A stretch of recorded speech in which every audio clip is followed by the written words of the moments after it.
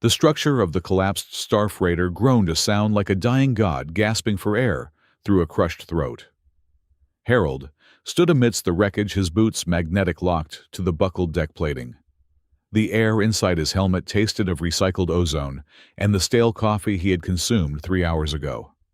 Around him, the salvage site was a graveyard of twisted metal and shattered composite, illuminated only by the harsh cutting beams of the shoulder-mounted floodlights worn by his team. Dust motes, disturbed, after decades of silence, floated in the zero-gravity pockets, like gray snow shimmering as they drifted through the beams of light. He checked his oxygen gauge. He had 40 minutes of air left. Enough time to cut through one more bulkhead, verify the manifest, and get out before the unstable superstructure decided to embrace gravity and fold in on itself completely. Harold was a big man built like a siege engine that had been retired and repurposed for heavy lifting. His movement was economical, devoid of wasted energy. Every step was a calculation of mass and momentum. He was a veteran of the gravity wars, and it showed in the way he moved, as if the universe weighed more for him than it did for anyone else, and he simply did not care. He raised his heavy cutter, the plasma tip glowing a furious blue. He was about to slice into a sealed compartment, labeled with warnings that had faded 50 years ago when his sensor suite pinged. It was a faint thermal signature. Impossible. This sector had been cold for a century. Harold paused, his thick fingers hovering over the control stud of his cutter. He tapped his helmet comms. "Sector 4 clear," he grumbled, his voice a low rumble that vibrated against the interior of his helmet. "Moving to the secondary support strut. I am picking up a ghost signal." He walked toward a massive slab of fallen alloy, a piece of hull plating thick enough to stop a railgun round. The thermal reading was coming from beneath it. The physics of it made no sense. Nothing living should be here. Nothing breathing. He braced his shoulder against the slab. His suit servos whined a high-pitched mechanical protest as he engaged the hydraulic assist. With a grunt that was more annoyance than exertion, Harold shoved. The metal screamed, grinding against the deck as he levered it up and over. The slab crashed down a few feet away, sending a fresh cloud of debris swirling into the vacuum-sealed environment. Harold directed his lights downward. He blinked, unsure if the oxygen deprivation was starting to set in early. Curled together in the hollow beneath the wreckage, shielded by a pocket of structural beams that had miraculously held, were two figures. They were not human. Not entirely. They were Felisari. The features were unmistakable, even covered in the grime of the ruins. High cheekbones, ears that tapered to elegant tufted points atop their heads, and a fine, shimmering layer of fur that ran along their jawlines and vanished down their necks like the collar of a regal coat. Two sisters. One had hair the color of midnight, the other the color of smoke. They were unconscious, their breathing shallow, their ornate clothing torn and stained with hydraulic fluid. "Command," Harold said, his voice flat. "I have survivors. 2 civilians. Felisari origin. Prep the medbay." He knelt, his movements surprisingly careful for a man encased in 300 pounds of hardened exosuit. He reached out to check the pulse of the darker-haired one, the older one by the look of her sharp features. Her eyes snapped open. They were vertical slits of molten gold, wide with terrifying primal panic. She did not see a rescuer. She saw a looming silhouette of metal and glass, a monster from the void. The reaction was instantaneous. She shrieked, a sound that the suit's audio dampeners barely filtered, and lashed out. It was a strike born of pure instinct and high-born combat training, a palm strike aimed directly at the faceplate of his helmet, or what she perceived as his face. But Harold had opened his faceplate moments ago to wipe a sensor condensation issue. Her hand connected directly with his jaw. Crack. The sound was dry and sickening, like a dry branch stepping on a winter leaf. It echoed louder than the groaning metal of the ship. The woman froze. Harold did not move. He did not flinch. He did not even blink. He simply stood there, his jaw slightly set, looking down at her. The woman looked at her hand. Her wrist was bent at an angle that anatomy did not allow. The adrenaline had masked the pain for a fraction of a second, but now it hit her. Her face went pale, her golden eyes widening in horrific realization. She had slapped him, and he had not moved, but her own bones had surrendered to the impact. She made a small, strangled noise, cradling her broken wrist against her chest. Harold let out a long, weary sigh. He looked at the woman, then at her hand, and then back at her face. "I am sorry," Harold said, his tone genuinely apologetic. "Is my face too hard?" Beside the injured woman, the younger sister stirred.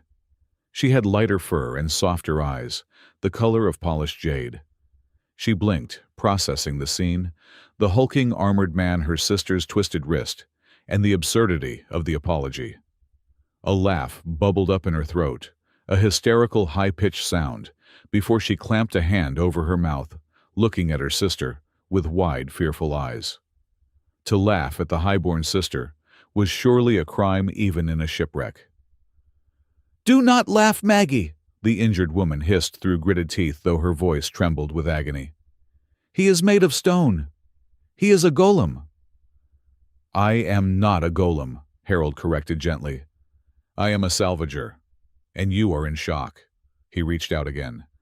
The older sister, Jenny, flinched, pressing herself back against the debris. But there was nowhere to go. Harold scooped her up. It was not a romantic gesture. It was the way a construction worker picks up a bag of cement. Yet there was a bizarre, calculated gentleness to it. He supported her back and her knees, ensuring her broken wrist was not jostled. She thrashed weakly. "Put me down. You smell of grease and cheap oxidizer." "And you smell like you are bleeding internally," Harold noted dryly. "Hold still, or you will make it worse." The sensory overload was hitting Jenny hard. The smell of the veteran salt, old iron, and the sharp tang of industrial lubricant was overwhelming to her sensitive Felisari nose. It was the scent of war, of labor, of things she had viewed only from the safety of a palace spire. She felt the hardness of the chest plate beneath her cheek. It did not give way. It was unyielding. While Harold secured Jenny, the younger sister, Maggie was scrambling to her feet. She was shaking, her movements fluid, but erratic. She looked around the small hollow that had been their prison for who knew how long. Her eyes caught a pulse of light from beneath a pile of shattered ceramic tiles. It was a rhythm. Thrum, thrum, thrum. Maggie reached down her gloved fingers, brushing aside the dust. There, embedded in the debris, was a core. It was roughly the size of a grapefruit, multifaceted, and glowing with a deep violet light. It was not just humming. It was vibrating a low frequency that she felt in her teeth. It sounded like a growl, a mechanical, angry purr. "What is that?" Harold asked, turning his head as the lights on his suit swept over the object. Maggie hesitated. She looked at the object, then at Harold. She felt a strange pull, a desire to protect the thing, but the fear of being left behind was stronger. "I do not know. It was near the structural collapse. It is warm." "Salvage," Harold grunted. "Grab it. Put it in the containment bag on my hip. We are leaving." "It feels angry," Maggie whispered, but she obeyed. She picked up the object. It was heavier than it looked. As she dropped it into the reinforced pouch at Harold's waist, the object seemed to shudder, changing its rhythm to match the heavy, slow thud of Harold's own heartbeat. "Let's move," Harold commanded. "My oxygen is at 15%, and your sister is turning a shade of gray that I do not think is natural for your species." The extraction was a blur of motion and nausea for Jenny. She drifted in and out of consciousness, aware only of the absolute stability of the arms holding her. The world spun metal, shrieked, and gravity fluctuated, but the man holding her was a fixed point in the universe. He did not stumble. They boarded Harold's ship, a vessel that had clearly seen better decades. It was a patchwork of repairs and upgrades, functional, but ugly. The airlock hissed shut, cycling atmosphere, with a sound like a giant exhaling relief. Harold marched straight to the medical bay, a sterile white room, that looked out of place in the grimy ship. "Dr. Selma," Harold barked. "I need a trauma scan, now." Dr. Selma Cade turned from her console. She was a sharp-featured woman, with gray hair tied back in a severe bun, wearing a lab coat that was surprisingly crisp. She took one look at the Felisari woman in Harold's arms and raised an eyebrow. "You went for scrap metal and came back with royalty," Selma observed, her voice dry. "Put her on the bio bed, gently. She is not a crate of thruster parts, Harold." Harold deposited Jenny on the bed. The mattress hummed, molding to her shape. Maggie hovered nearby, clutching her own arms, her eyes darting between the instruments and her sister. "Wrist fracture," Harold reported, removing his helmet and placing it on a counter with a heavy clank. His face was revealed fully for the first time. He had a square jaw, gray eyes, that looked like storm clouds, and a scar running through his left eyebrow. "She struck me," Selma blinked. She looked at Jenny's shattered wrist, then at Harold's jaw. There wasn't even a bruise on him. "She hit you?" Selma asked, suppressing a smile. "And she broke—" "I apologized," Harold said defensively. "Scan initiated," Selma announced, typing commands into the holographic interface. Beams of light swept over Jenny, then widened to include Harold, who was standing too close. The holographic display flared to life, projecting the skeletal structures of both individuals in midair. Jenny, regaining her senses, thanks to a pain relief hypospray Selma had administered, looked up at the projection. Her eyes widened. Her own skeleton was elegant, thin, bird-like in its fragility. The bones were hollow in places, designed for agility and grace, typical of the Felisari physiology. Then, she looked at Harold's projection. It was a monstrosity of density. His bones were not just thick. They were solid white on the scan, opaque to the sensors. The structure was reinforced, laced with high-density carb lattice grafting. His spine was a column of interlocking armored plates. His ribcage looked like the roll bar of an atmospheric tank. "By the stars," Jenny whispered, the pain in her wrist momentarily forgotten in the face of this biological horror.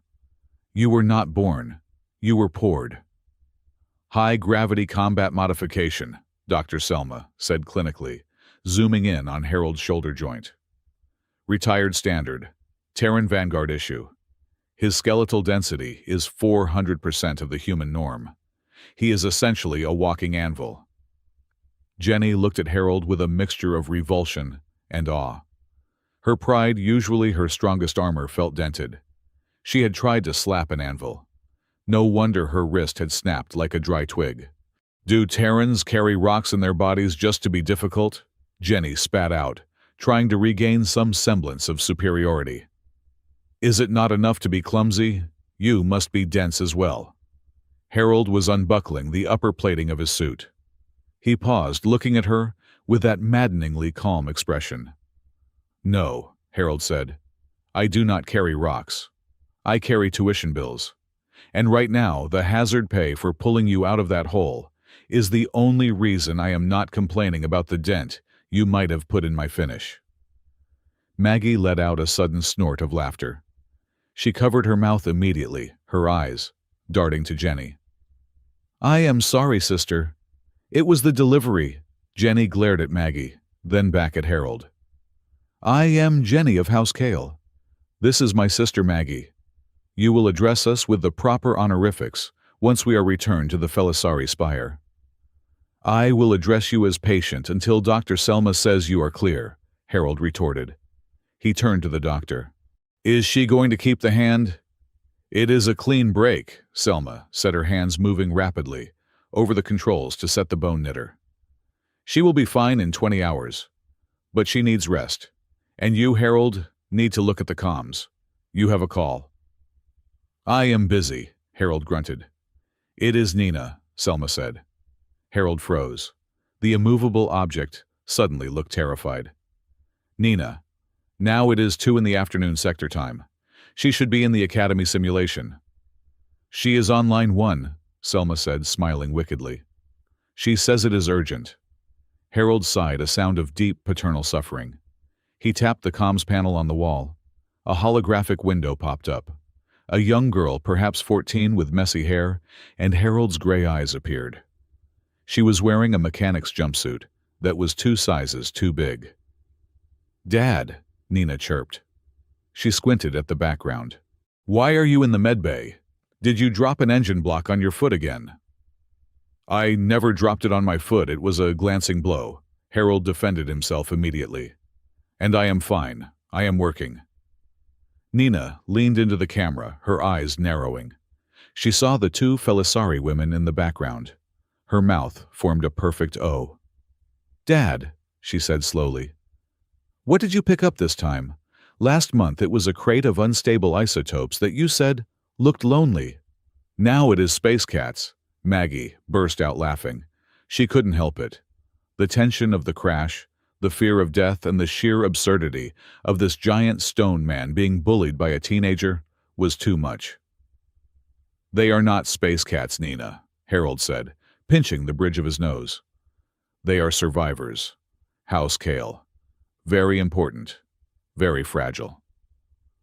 "She is pretty," Nina observed, pointing at Jenny. "She looks like she wants to bite you." "She already tried to hit me," Harold muttered. It went poorly for her. Jenny bristled, sitting up straighter on the biobed. "I am right here, child. And I do not bite. I execute judgment." "Cool," Nina said, unimpressed. "Hey Dad, the Academy tuition reminder came in. Just saying. Love you, bye." The link cut. Harold stared at the blank screen for a moment, then turned back to the room. The silence was heavy. "She seems spirited," Maggie offered kindly. "She is expensive," Harold corrected, though his voice lacked any real bite. He looked at the 2 sisters. "Rest. We are setting a course for the Felisari Spire. It is a 6-hour burn at cruising speed." He turned to leave, but Maggie spoke up. Her voice was quiet, trembling slightly. "Captain Harold." He paused at the door. "Just Harold." "The ruins," Maggie said. She glanced at the pouch on Harold's hip where the relic was stowed. "They did not collapse because of age." Harold turned slowly. "Explain." "I saw the resonance patterns on the walls before the ceiling came down," Maggie said, her fingers twisting together. "The metal was not rusted through. It was vibrated apart, at a molecular level. Someone used a frequency weapon to bring that structure down on top of us."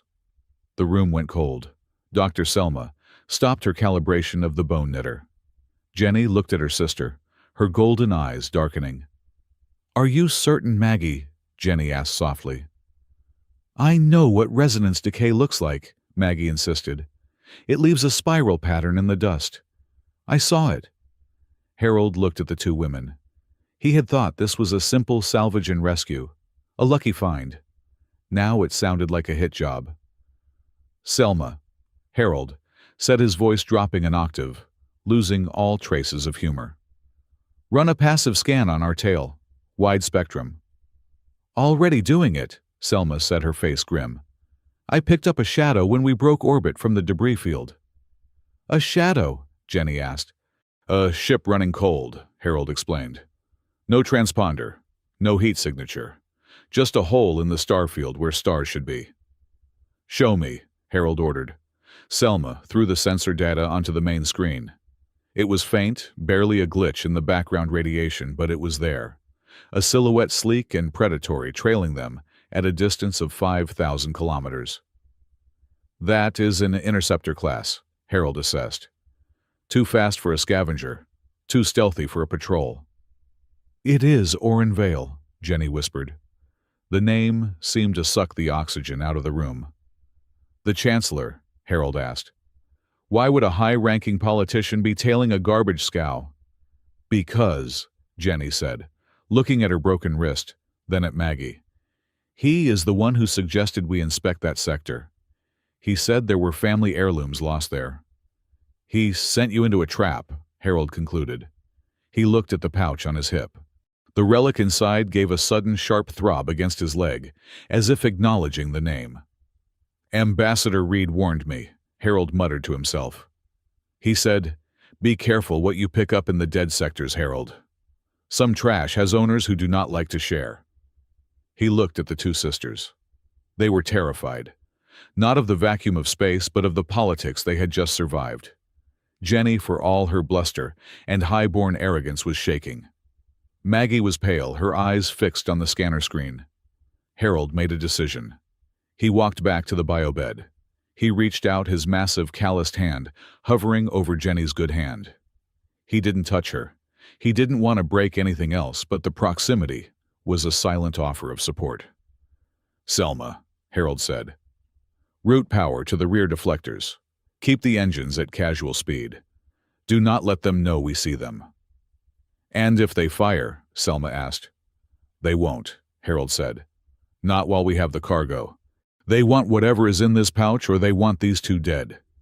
If they wanted them dead, they would have fired a torpedo by now. They are waiting." "Waiting for what?" Maggie asked. "For us to land," Harold said. "For us to bring you back to the Spire, right into their hands." He looked at Jenny. She was watching him, her golden eyes, searching his face for any sign of deception. She found none. Just the weary, granite-like resolve of a man who had seen too many wars and paid too many bills. "Let me check that splint," Harold said softly. He knelt beside the bed again. With agonizing slowness, he adjusted the grav splint Dr. Selma had applied. His fingers, thick enough to crush a steel pipe, moved with the precision of a watchmaker. He smoothed the fur on her arm where the splint rubbed. Jenny held her breath. She watched his hands. They were scarred, battered, and ugly, but they were steady. For the first time since she woke up in the dark, screaming, she felt the panic recede. "You are surprisingly gentle," Jenny murmured, almost against her will. "For a golem." "I told you," Harold said, not looking up from his work. "I am a dad. You learn to handle fragile things without breaking them. Eventually." He finished the adjustment and stood up. He looked at the two sisters, then at the black void of space on the monitor where the invisible hunter waited. "Get some sleep," Harold said. "We arrive in 6 hours, and when we land, stay close to me." "Why?" Jenny asked, her chin tilting up in a reflex of defiance. "Because," Harold said, pausing at the door, "gravity is going to get very heavy in the capital, and I am the only one built to carry the weight." He stepped out the door, hissing shut behind him. Inside the medbay, Maggie let out a breath she didn't know she was holding. She looked at Jenny. "He is," Maggie struggled for the word. "Terrifying," Jenny said. She looked at her bandaged wrist, sensing the phantom warmth of his fingers. "I was going to say warm," Maggie corrected. "Do not be ridiculous," Jenny snapped, lying back and closing her eyes. "He is a rock. Rocks are not warm." But as the ship hummed through the void, carrying them toward a home that was no longer safe, Jenny pulled her injured arm closer to her chest. She could still feel the heat where his hand had been. It was a steady, radiating warmth, like a stone that had sat in the sun all day. Outside, in the corridor, Harold leaned against the bulkhead. He pulled the relic from his pouch. It glowed in the dim light, pulsing with a violet rhythm. "What are you?" he whispered to the stone. The stone hummed back, a sound like a cat purring in a deep, dark cave. Harold shoved it back into his pocket. He brought up a schematic of the Felisari Spire on his wrist computer. He began to highlight structural weak points, exit routes, and ambush zones. He wasn't just a salvager anymore. He was a fortress, and he had just taken in refugees. The black ship trailed them in the silence, a shark following a fishing boat, waiting for the blood to hit the water. But Harold knew something the shark didn't. The fishing boat was armored, and the fisherman was done playing nice.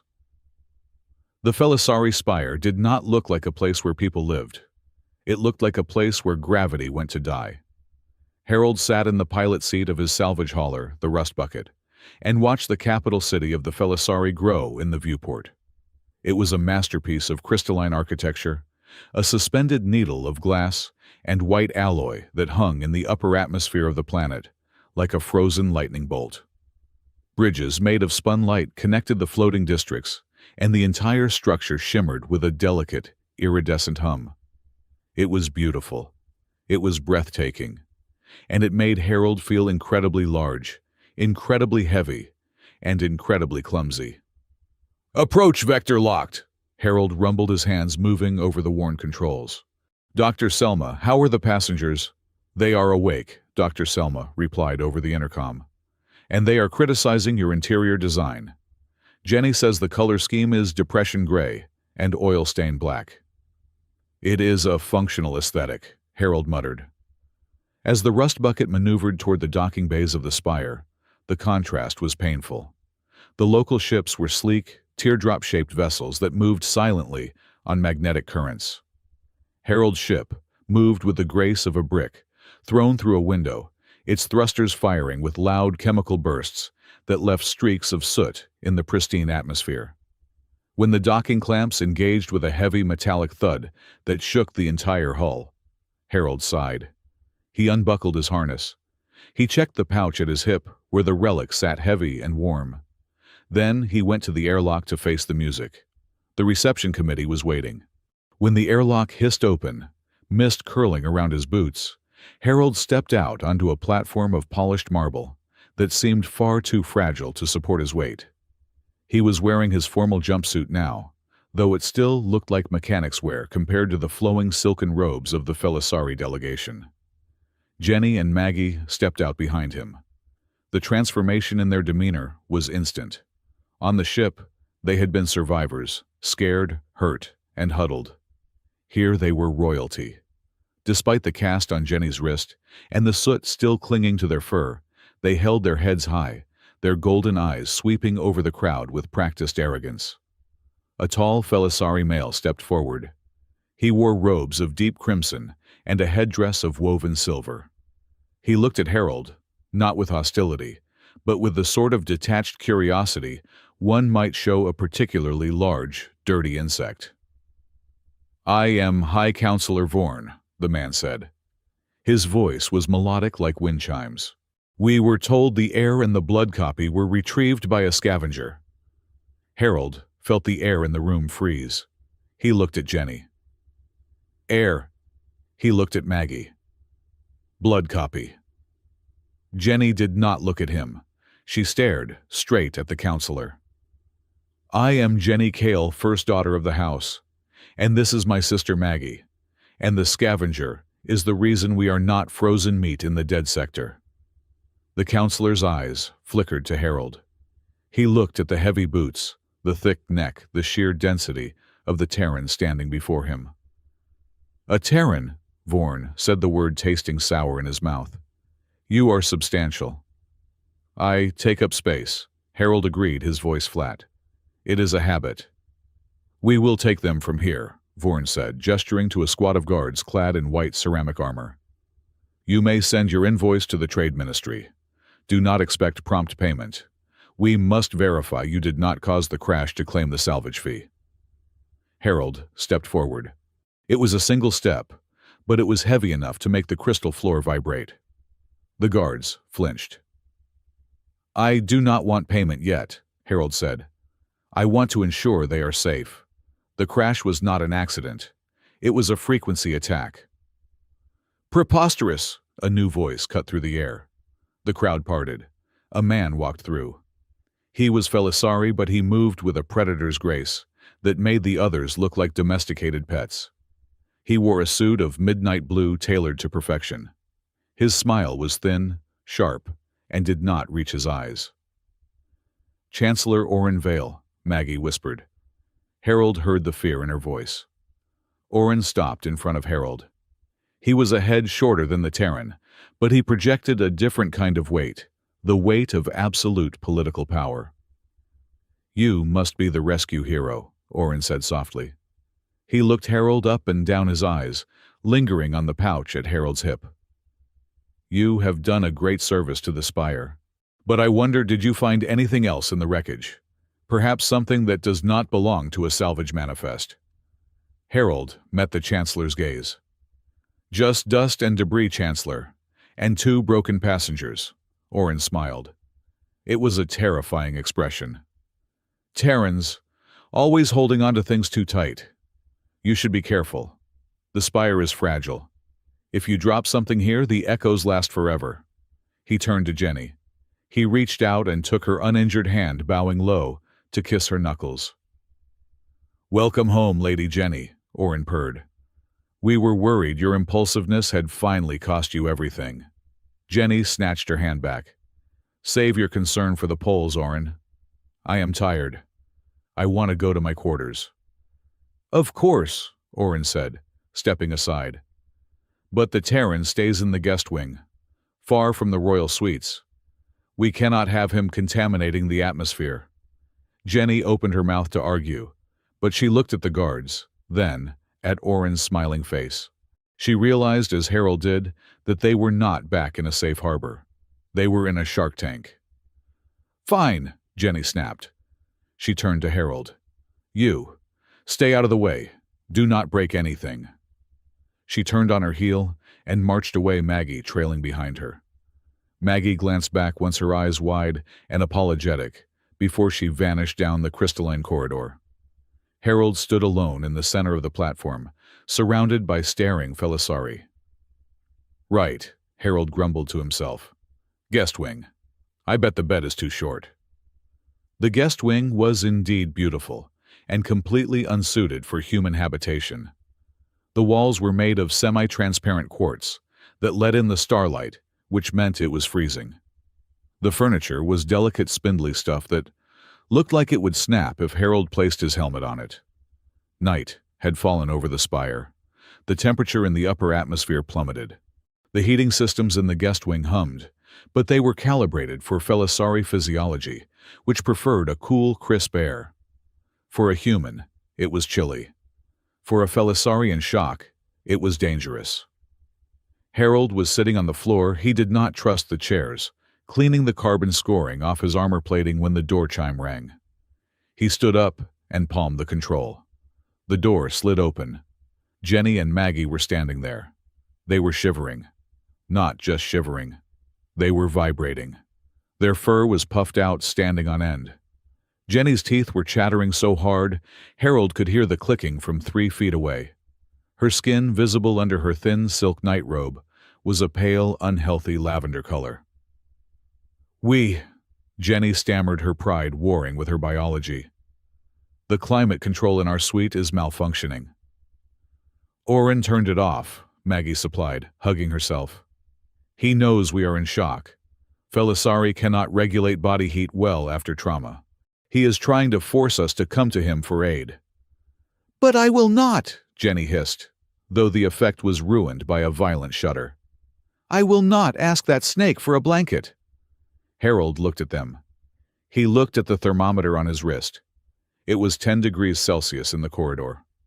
"Come in," Harold said, stepping back. They shuffled inside. The room was not much warmer. "Dr. Selma," Harold barked at his wrist comms. "Get up here. Bring the thermal blankets from the ship." "I am at the security checkpoint," Dr. Selma's voice crackled back, sounding annoyed. "They are holding me. They say my medical scanner is a Class 3 weapon. It will take me an hour to clear this red tape." Jenny groaned and sank onto the floor, curling into a ball. "I am going to freeze to death in my own palace. This is humiliating." Maggie sat next to her, trying to rub warmth into Jenny's shoulders, but her own hands were like ice. Harold looked at them. He looked at the useless, spindly furniture. He looked at his own massive armored form. He sighed. It was the sigh of a man who knew he was about to do something that would be very difficult to explain to HR. "I have a high metabolic rate," Harold said, "and my armor has a thermal regulation layer powered by a microfusion cell. I run at about 40 degrees Celsius right now." Jenny looked up at him, her eyes glassy. "What are you saying, Terran?" "I am saying," Harold said, sitting down heavily on the floor, with his back against the wall, legs extended, "that I am a radiator. If you want to survive the next hour until the doctor gets here, you need to use the resources available." Jenny stared at him in horror. "You want us to huddle with you?" "I am not making a pass at you, Your Highness," Harold said dryly. I am making a medical suggestion. You are turning blue." Maggie did not hesitate. She crawled over to Harold. She sat next to his left side, leaning her head against his armored shoulder. She let out a long, shaky breath. "Oh," Maggie whispered. "He is warm. Jenny, he is very warm." Jenny watched her sister. She looked at her own trembling hands. She looked at Harold, who was staring resolutely at the opposite wall, his arms crossed over his chest like a statue. Pride was a powerful force, but hypothermia was stronger. Jenny crawled over. She sat on his right side, stiff as a board. She leaned in tentatively until her shoulder touched his arm. The heat was immediate. It radiated off him like a furnace. It wasn't the dry, suffocating heat of a heater. It was a biological living warmth, amplified by the technology of his suit. "Better?" Harold asked, not moving a muscle. "It is acceptable," Jenny muttered. She shifted closer, then closer. Finally, her body betrayed her mind completely, and she slumped against him, pressing her cheek against the hard composite of his chest plate. She flinched, expecting him to be hard and uncomfortable. But beneath the armor, she could feel the steady, rhythmic thrum of the suit's power supply, and deeper than that the slow, heavy thud of his heart. Thump, thump, thump.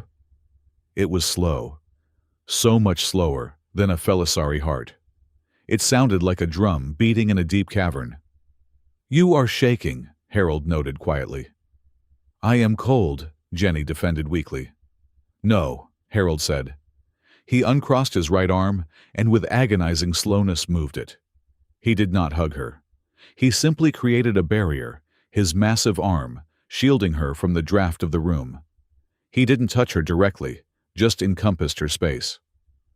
"You are shaking because you are scared. You are home, but you are not safe." Jenny stiffened. She wanted to slap him again. She wanted to tell him he knew nothing, but the warmth was seeping into her bones, melting the ice in her marrow. "Orin wants the relic," Jenny whispered into his chest plate. "He thinks it is a weapon. If he gets it, he will use it to enslave the council." "He won't get it," Harold said. "How can you be sure?" Maggie asked from his other side. She had fully curled up, her legs tucked beneath her, looking very much like a kitten seeking safety. "He owns the guards. He owns the building." "Because I have it," Harold said simply. "And I am very heavy. It is hard to take things from me." "You are arrogant," Jenny murmured, her eyes drooping. The heat was making her drowsy. "I am stubborn," Harold corrected. "There is a difference." The room was silent for a long time. The wind howled outside the crystal glass, a lonely sound. Inside, the three of them sat in a pile of mismatched biology and technology. "Dr. Selma says you have a daughter," Maggie said softly. "Does she do this?" "When she was small," Harold said. His voice softened, losing its gravelly edge. "She used to sleep on my chest plate when I came back from patrol. She said the hum of the fusion cell helped her sleep." "You are a strange creature," Jenny said, her voice slurred with sleep. "You are made for war. You are metal and scars. But you feel safe." "I am an anchor," Harold said, repeating Maggie's words from the ship. "I just hold the line." "An anchor," Maggie repeated. She placed her hand over his heart, feeling the vibration through the armor. "Yes, that is it. The world spins, but you do not." The door chimed. "Dr. Selma is here," Harold announced, but he didn't move. He couldn't. He had a sleeping princess on one arm and a drowsy clone on the other. "Come in," Harold yelled. The door slid open. Dr. Selma marched in carrying a bundle of thermal blankets. She stopped dead in her tracks. She looked at the pile on the floor. "Well," Dr. Selma said, a smirk curling her lips. "I see you have deployed the tactical cuddle. Is this standard operating procedure, Commander?" "They were hypothermic," Harold grumbled, his face turning a slightly darker shade of red. "Just give me the blankets, Selma." "I am sure they were," Selma teased, draping a heavy thermal foil over the three of them. You are a certified dad heater, Harold. You should put that on your resume. Jenny stirred, but didn't wake. She gripped the edge of Harold's armor tighter in her sleep. Harold looked down at her. Her face, usually sharp with disdain, was soft now. She looked young. She looked like someone who had been carrying the weight of a kingdom for too long and had finally found a place to set it down. "Stay with them," Harold whispered to Selma. "I need to check the perimeter." "You are not going anywhere," Selma said, sitting in the only chair. "If you move, you will wake them. And frankly, Harold, looking at your vitals, I think you need the rest as much as they do." Harold grunted. He leaned his head back against the wall. He closed his eyes. The weight of the two sisters against him was significant, but for the first time in years, the gravity didn't feel like a burden. It felt like a purpose. The next morning brought sunlight that shattered through the crystal walls, turning the room into a prism of blinding color. It also brought Nina. Harold had barely managed to extricate himself from the sleeping sisters and make coffee, a thick black sludge he brewed in a portable press when the door opened. A holographic projection drone floated in. It projected Nina's image, life-size, standing in the middle of the room. She was wearing her academy uniform, but her tie was undone, and she had grease on her cheek. "Dad!" Nina shouted. Jenny shot up from the makeshift bed of blankets on the floor, hissing like a startled cat. Her hair was a mess, standing up in every direction. Maggie rolled over and groaned, covering her eyes. "Nina," Harold said, putting down his coffee. "Volume, please."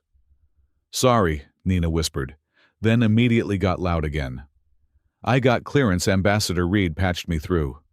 He said you are in a delicate diplomatic situation." "Is that code for Dad got arrested again?" Nina looked around the room.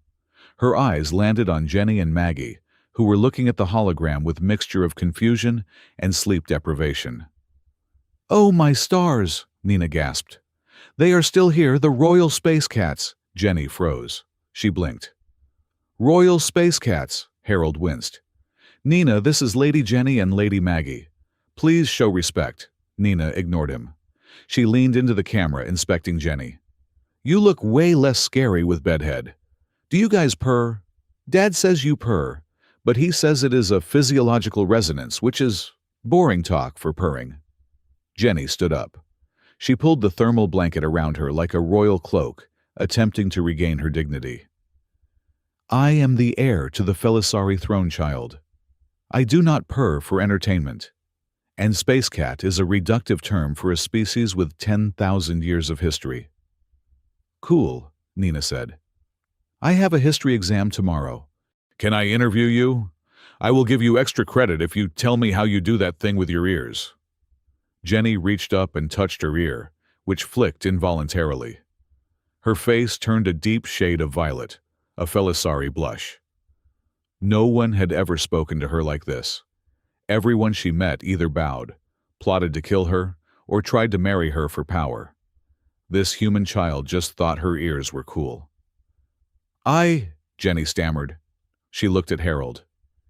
"Is she always this relentless?" "She gets it from her mother," Harold lied. "Actually, she gets it from watching salvage negotiations." "I like her," Maggie said, sitting up and smiling. "She is honest. We do not have much honesty in the Spire." "Hey, Dad," Nina said, turning back to Harold. "Pip is trying to calibrate your translation matrix. He says you said something weird to them last night." Harold frowned. "I said nothing weird." A small, spherical droid, Pip, floated in behind the hologram of Nina. It beeped excitedly. "Translation log error," Pip's synthesized voice chirped. "Correction. When subject Harold said, 'I am an anchor,' the translation matrix interpreted anchor as genetic binding partner for permanent nest building." The silence in the room was absolute. Jenny's eyes went wide. She looked at Harold. "You proposed a nest." Harold choked on his coffee. No, I did not. I meant a heavy object, a metal weight, a boat stopper." "Genetic binding partner," Pip repeated helpfully. "Context, high body heat transfer. Proximity. Conclusion, Mating ritual initiated. Maggie dissolved into giggles. She laughed so hard, she fell back onto the blankets.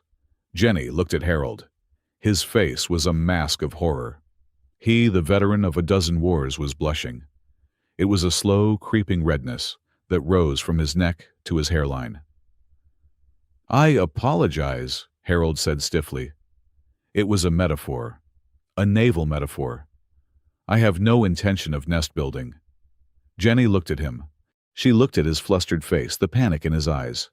For the first time, the terrifying golem looked human. A smile tugged at the corner of her mouth. Then another. She let out a soft laugh. "It is a pity," Jenny said, her voice teasing. "You generate excellent heat. A nest might be practical." Harold stared at her. Was she flirting, or was she mocking him? With Felisari, it was hard to tell. "I am going to check the ship," Harold announced, grabbing his helmet. "Nina, do your homework. Pip, reboot your language banks. If you translate pass the salt as a marriage vow, I will scrap you." He fled the room. When the door closed, Jenny looked at Maggie. The smile lingered on her face, softening the sharp angles of her features. "He runs fast for a heavy man," Jenny noted. "He is running from feelings, sister," Maggie said, wiping tears of laughter from her eyes. "Men can run very fast when feelings are chasing them." Later that afternoon, the mood shifted. The levity of the morning evaporated as the reality of their situation set in.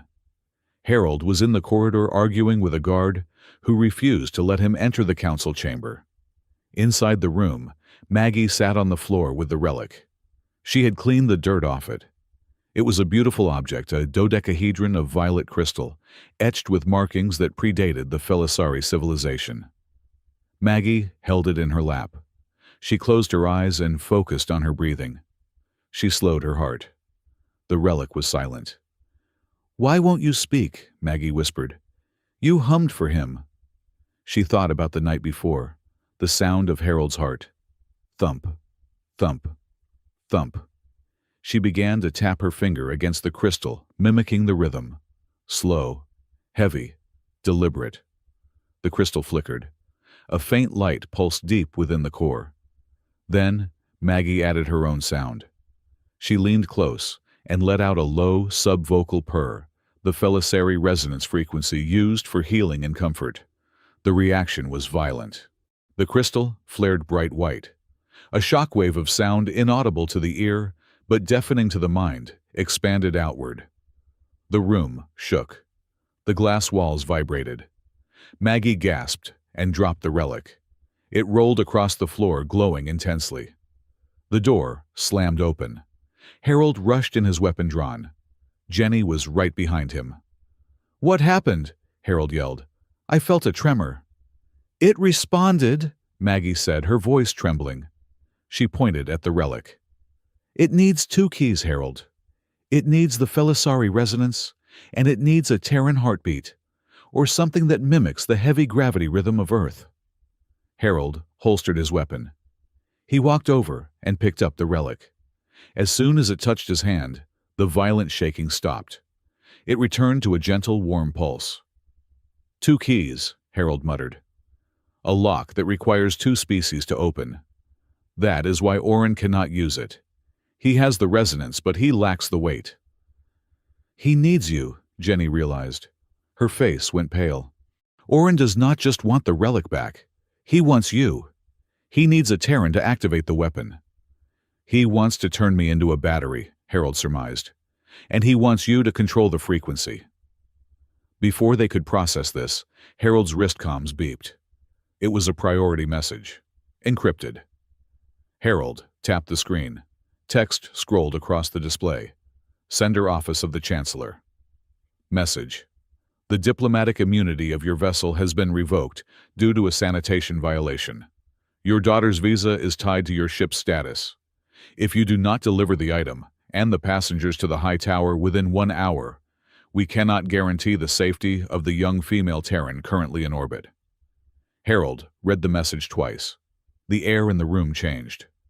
The warmth that Harold usually radiated seemed to turn into a cold, hard vacuum. He looked at the image of Nina on his other screen. She was offline now. The connection had been cut. He threatened Nina, Harold said. His voice was very quiet. It was the voice of a man who had just decided that rules no longer applied. Harold, Jenny said, reaching out to touch his arm. We can negotiate. We can know, Harold said. He turned to face them. His gray eyes were like steel plates. Negotiation is for people who have something to lose. He just threatened the only thing I care about. He walked to the window. He looked out at the spire at the beautiful fragile city that hung in the sky. This is not a rescue anymore, Harold said. It is a siege. He turned back to the sisters. Suit up. Maggie, secure that relic. Jenny, you said you are the airtime to act like one. We are going to the high tower. To surrender, Maggie asked fearfully. Harold grabbed his helmet and locked it onto his collar with a hiss of pressurization. The faceplate remained open, showing a grim, terrifying smile. No, Harold said. We are going to teach the Chancellor a lesson about gravity. What lesson is that? Jenny asked, feeling a shiver that had nothing to do with the cold. That when you pull on something heavy, Harold said, checking the charge on his plasma cutter, it tends to fall on you. The grand hall of the Felisari Spire was a cavern of light and judgment. It was constructed entirely of translucent, spun silicate that refracted the light of the binary stars outside into a kaleidoscope of shifting colors. To the Felisari elite moving through the space, the light was an enhancement to their natural grace. To Harold, it felt like walking inside a diamond that was slowly trying to cut him. A trade gala was in progress. It was a chaotic swirl of silk robes, hushed political whispers, and the clinking of crystal flutes. Harold stood behind Jenny and Maggie, his hands clasped behind his back, in a parade rest stance. He felt less like a guest and more like a seawall, trying to hold back a tide of perfume and disdain. He was wearing the formal dress uniform of the Terran Vanguard, a relic from his service days, which was stiff, dark gray, and woefully out of place amidst the flowing pastel finery of the court. "Stop breathing so loudly," Jenny whispered, not turning her head. She held a glass of nectar with a hand that was perfectly steady, though Harold knew her wrist was still throbbing beneath the silk wrap. "I am breathing at standard regulation volume," Harold replied, his voice a low rumble that seemed to vibrate the floor beneath them. "It is the air here. It is thin.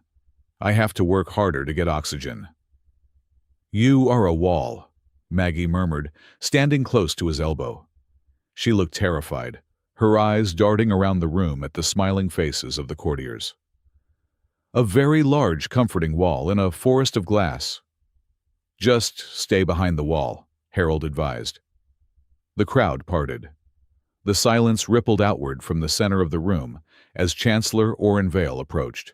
He moved with a liquid grace, surrounded by a sycophantic cluster of trade ministers and guild leaders. Oren wore a tunic of shimmering silver scales that mimicked the skin of a native predator fish. He stopped in front of the trio. His eyes, cold and calculating, slid over Jenny and Maggie before landing heavily on Harold. "And here is our guest," Oren announced, his voice pitched perfectly to carry across the hall. "The savior from the stars. Although looking at him, one wonders if he saved the ladies or merely displaced the air around them." A ripple of polite, cruel laughter ran through the crowd. Harold did not blink. He looked over Oren's head, staring at a distant architectural detail. "Chancellor," Harold acknowledged. "Tell me, Master Harold." Oren stepped closer, invading Harold's personal space. He smelled of synthetic lavender and ozone. "Is it true that Terrans are evolved from primates that lived in dirt? It explains the density. You are like a gravity animal, heavy, slow. Bound to the ground." Jenny stiffened. Her grip on her glass tightened until her knuckles turned white. She opened her mouth to retort, but Harold spoke first. "I am a parent chancellor," Harold said. His tone was not defensive. It was bored. "We are dangerous in other ways. We are used to dealing with tantrums and messy situations without losing our temper." The silence that followed was absolute. Several courtiers looked at their drinks. Maggie hid a smile behind her hand. Oren's smile froze his eyes, narrowing into slits. "Charming," Oren said, his voice dropping to a hiss. "Let us see how well you handle a mess then." Oren snapped his fingers.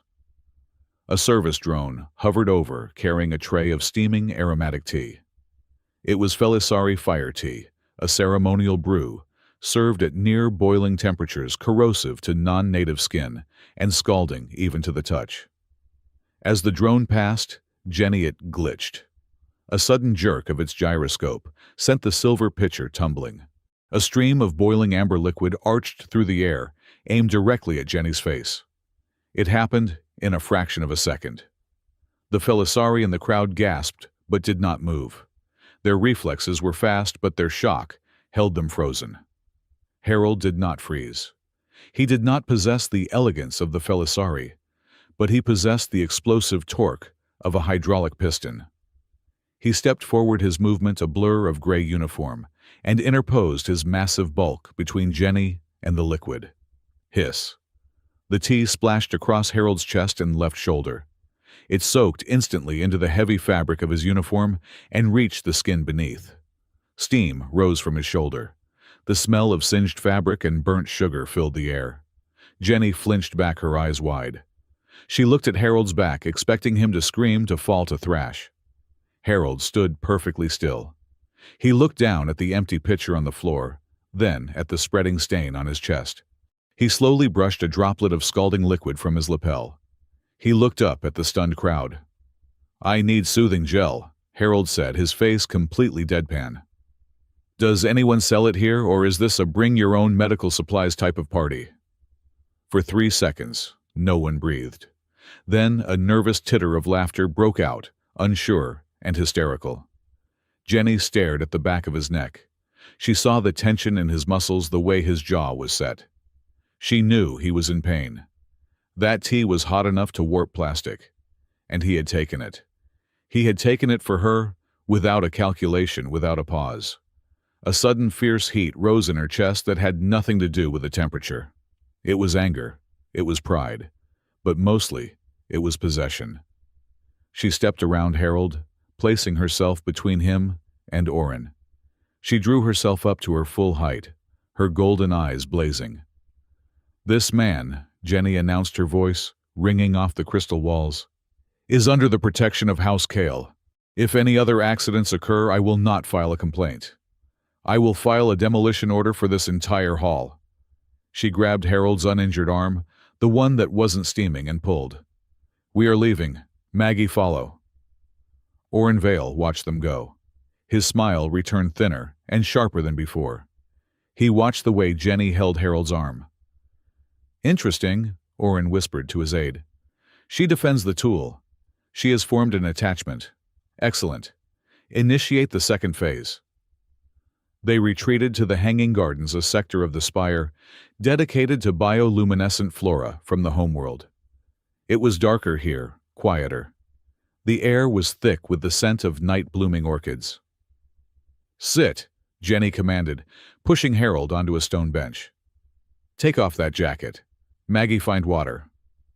"It is just a burn," Harold protested, though he winced as he peeled the soaked fabric of his uniform away from his skin.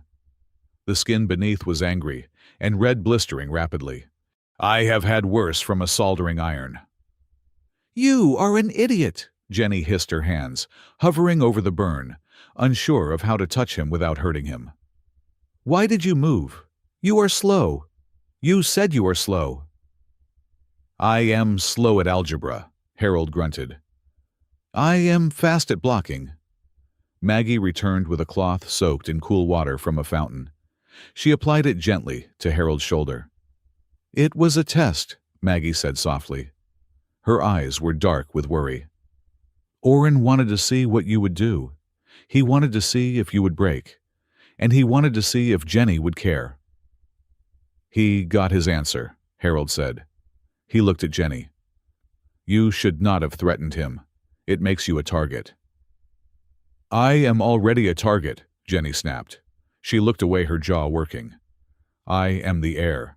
I am always the target. But you are just the help. You are not supposed to burn for me. That is what the help does, Harold said gently. We carry the heavy things, including the pain. Jenny looked at him. The moonlight filtered through the leaves, casting shadows across his rugged face. He looked tired. He looked old. But he looked unbreakable. You are not the help, Jenny whispered. You are... She was cut off by a sound. It started as a low vibration in the floor. A hum. It was barely audible, but it felt like a dental drill pressing against the base of the skull. Thrum. Thrum. Ree... Maggie gasped, dropping the wet cloth. She clutched her head. No, not again. What is it? Harold stood up, ignoring the pain in his shoulder. Resonance, Jenny screamed, falling to her knees. The sound spiked. It was a frequency tuned specifically to the density of Felisari bones. To Harold, it was an annoying whine like a bad microphone feedback. To Jenny and Maggie, it was agony. It was as if every bone in their bodies was being pulled apart by invisible wires. Jenny curled into a ball on the grass, retching. Maggie tried to crawl toward her sister, but collapsed, her limbs refusing to obey. Make it stop, Maggie sobbed, her voice thin and breaking. Please make it stop. Harold spun around. He scanned the garden. The sound was coming from the emitter nodes hidden in the walls, usually used for ambient music, now weaponized. Orin! Harold growled. He looked at the exit. The heavy blast doors at the end of the garden path were sliding shut. We have to move! Harold yelled over the hum. He scooped Maggie up with his left arm. He grabbed Jenny by the waist with his right, ignoring the screaming protest of his burned skin. Hold on! Harold roared. He ran. He ran with the momentum of a freight train. The resonance did not hurt him, but the weight of two adults and the sheer force of his movement jarred his burn. He gritted his teeth, turning the pain into fuel. The blast doors were closing. There was a gap of 1 meter. Then, nearly half a meter. We are not going to make it, Maggie cried out, her eyes squeezed shut against the pain. I am making it, Harold said. He did not slide. He did not slow down. He lowered his shoulder, the armored unburned one, and accelerated. He hit the closing doors like a cannonball. Crunch. The sound of metal buckling was louder than the resonance. The hydraulic motors of the door screamed and died as Harold's sheer mass and velocity forced the gap open. He stumbled through, carrying the sisters into the dark service corridor beyond. The door slammed shut behind them, sealing the sound inside the garden. Silence. The sudden absence of the noise was disorienting. Harold fell to one knee, his breath coming in ragged gasps. He lowered Jenny and Maggie to the floor. Jenny was bleeding from the nose. Her eyes were unfocused. Maggie was trembling violently, clutching her sister's hand. Harold knelt over them. His heart was hammering against his ribs like a trapped bird. Jenny, Maggie. Harold's voice was rough. He tapped Jenny's cheek. Hey, look at me. Jenny blinked. Her pupils were dilated. She looked at him, trying to piece together the world. The sound, she whispered. It stopped. I took us out of the zone, Harold said. He grabbed Maggie's wrist, checking her pulse. It was erratic but strong. Can you count, both of you? Count to 10. Do you have a rhythm? 1, Maggie whispered. 2, 3. Jenny joined in, her voice thick. 4, are we dead? Not yet, Harold said. But we are trapped. He looked around. They were in a maintenance sublevel. The air was stale and frigid. The lights were dead. The temperature was dropping rapidly. The life support in this section had been cut. Orin is flushing the sector, Harold realized. He is trying to freeze us out. Jenny shivered. It was a violent convulsion that shook her whole body. The resonance attack had left their nervous systems raw, unable to regulate heat. Cold, Jenny chattered. So cold. Harold looked at the blast door. Locked. He looked down the corridor. Dead end. There was a small equipment storage alcove nearby. It was cramped, lined with insulation foam. "In here," Harold ordered. He half-carried, half-dragged them into the small space. He sat down in the corner, his back against the cold metal wall. He pulled Jenny and Maggie into his lap. "Same drill as last night," Harold said, his voice softer now. "But tighter. You need every degree of heat I have." Jenny did not argue. She did not complain about his smell or his hardness. She buried her face in his neck. She wrapped her arms around his torso, clinging to him, as if he were the only solid thing in a dissolving universe. Maggie curled into his side, pulling his heavy cloak over the three of them. It was dark. The only light came from the faint blue glow of Harold's suit indicators. "I am sorry," Jenny whispered into his skin. Her breath was cool against his burn, but he didn't flinch. "For what?" Harold asked. "For the tea. For the slap," Jenny said. "In the ruins, when you found us. I treated you like a monster, and you keep saving us." Harold rested his chin on the top of her head. Her fur was soft, smelling of ozone and fear. "I told you," Harold said, a half-smile in his voice. "I am still alive to complain about it. You have a strong right hook for royalty." "I was scared," Jenny confessed. The admission hung in the cold air, fragile as glass. "I am always scared. I have to be strong for Maggie, for the house. If I show fear, the sharks smell blood." "You are not weak because you are scared," Harold said. He tightened his arm around her. "You are brave because you are scared, and you keep moving anyway." Maggie spoke up from the darkness near his ribs. "I am scared too." "I know Mags," Harold said. "No," Maggie said. "I am not scared of Warren. I am scared that Jenny will die first." Jenny stiffened in Harold's arms. "She always stands in front," Maggie continued, her voice trembling. "Like today. She stepped in front of you. She always steps in front. And one day something is going to hit her that is heavier than she is." "I am the older sister," Jenny said fiercely, though she squeezed Harold tighter. "That is the job." "No," Harold said. "That is my job. I am the heavy object. You two are the precious cargo. Let me take the hits." "Why?" Jenny asked. She lifted her head, looking at him in the dim blue light. Her face was inches from his. "Why do you care? We are not your species. We are not your family. We are a job." Harold looked at her. He looked at the vertical pupils of her golden eyes, now wide and searching. He felt the rapid beat of her heart against his chest, sinking slowly, with the heavy thud of his own. "You are not a job," Harold said. His voice was low, rough with an emotion he hadn't let himself feel in a decade. "Not anymore." He didn't finish the thought. He didn't have to. The way he held them, protective, desperate, absolute, said everything. The moment stretched warm and intimate in the freezing dark. Then, the light slammed on. The door to the storage alcove hissed open. Blinding white light flooded the space. Harold squinted, shielding Jenny's eyes with his hand. Silhouettes filled the corridor. Armored figures. Security. "Step away from the Chancellor's guests," a voice boomed. Harold felt Jenny tense. He felt her muscles coil to spring. She was going to fight. She was going to scream, to attack, to defend him. "No," Harold whispered. He put a hand on her chest, pushing her gently, but firmly, back against the wall. "Do not move," Harold commanded. "Do not say a word." Oren Vale stepped through the line of guards. He looked fresh, calm, and utterly victorious. He looked at the scene, Harold disheveled and burned, huddled in a dark corner with the two sisters. "Disgusting," Oren said, shaking his head.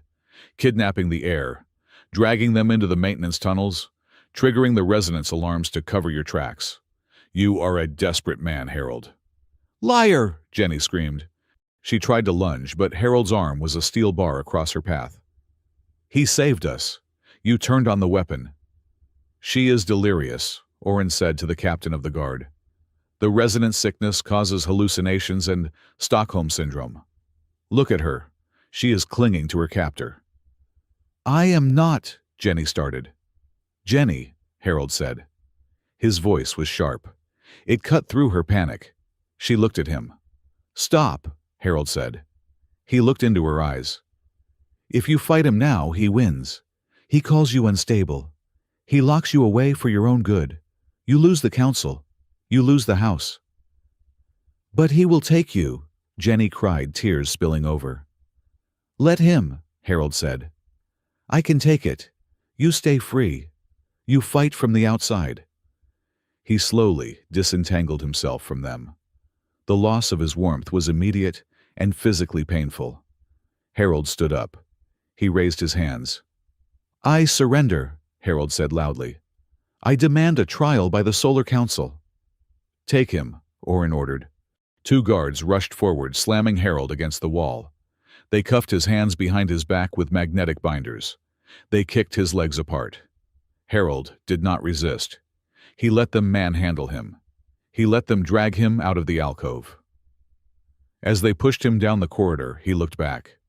Jenny was standing in the doorway of the alcove, supported by Maggie. She looked shattered.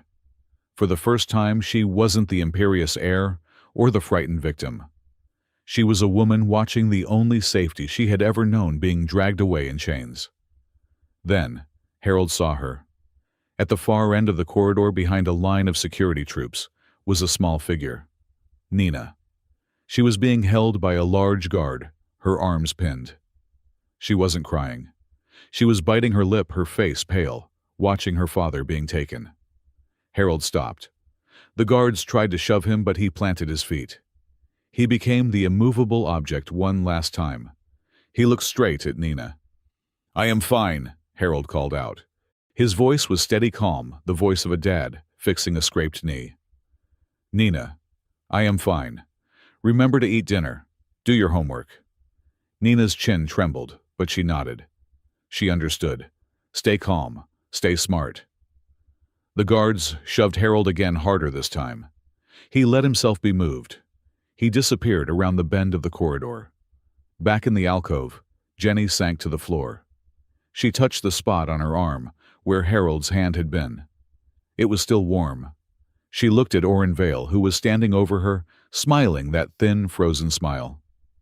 Do not worry, my dear, Oren said, offering a hand. The beast is caged. You are safe now. Jenny looked at his hand. She didn't take it. She stood up on her own, using the wall for support. She wiped the blood from her nose. She wiped the tears from her eyes.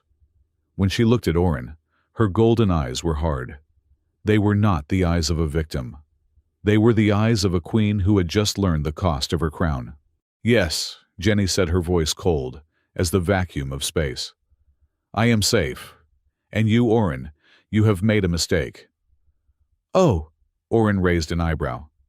You took my shield, Jenny whispered, so low only Maggie could hear. So now I have to be the sword. Oren turned and walked away, his laughter echoing down the crystal hall. He thought he had won. He thought he had broken the rock. He didn't realize that rocks don't break. They just wait to be thrown. The containment cell was a masterpiece of Felisari cruelty. It did not use bars. It did not use walls of stone. It used a tuned energy field that vibrated at the exact frequency of the nervous system. For a Felisari, being inside this field was like having every nerve ending stripped bare and brushed with sandpaper. It was designed to induce madness through sensory overload. For Harold, it felt like a sunburn that wouldn't fade. He sat in the center of the room, on the only solid object provided, a low hexagonal plinth. The air around him shimmered with a violet haze. His skin felt tight, hot and itchy. His teeth ached. But he did not scream. He did not pace. He sat with his elbows on his knees, his hands clasped loosely. He was conserving oxygen. He was conserving calories. Harold closed his eyes and visualized the schematic of the generator he had seen on the wall outside as they dragged him in. It was a standard resonance emitter. It drew power from the spire's main grid. If the grid fluctuated, the field would flicker. He needed a fluctuation. The door dissolved the energy field, parting like a curtain, and Chancellor Oren Vale stepped through. He was followed by 2 guards who looked nervous, their weapons trained on the sitting man. Oren looked impeccable. His silver scale tunic caught the harsh light of the cell. He held a handkerchief to his nose as if the very presence of Harold was an olfactory offense. "You are quiet," Oren observed. "Most prisoners are begging by now. The field stimulates the pain receptors. It should be agony." "It itches," Harold said. He didn't look up. "Like a wool sweater in summer." Oren's eye twitched. He stepped closer, confident in the guards behind him. "You are a biological absurdity," Oren sneered. "But it does not matter. The council is in emergency session. I have presented evidence fabricated, of course, but convincing that you and your rescue team were sent by the Terran Vanguard to destabilize our economy." "Nobody cares about your economy, Oren," Harold said, finally lifting his head. His gray eyes were bloodshot from the energy field, but steady. "We just want the relic." "Ah, the relic," Oren smiled. "It will be returned to its proper owner, me. It is a legacy of the First Dynasty. It controls the Spire infrastructure. With it, I do not just lead the council. I become the Spire." Oren leaned in, his voice dropping to a velvet whisper. "And do not worry about your daughter. Nina, is it my men have secured the safe house? She will be taken to a very secure facility. A boarding school for the chaotic, perhaps. She will be safe as long as you confess to the crimes I have listed." It was a threat, wrapped in silk. Harold stared at Oren.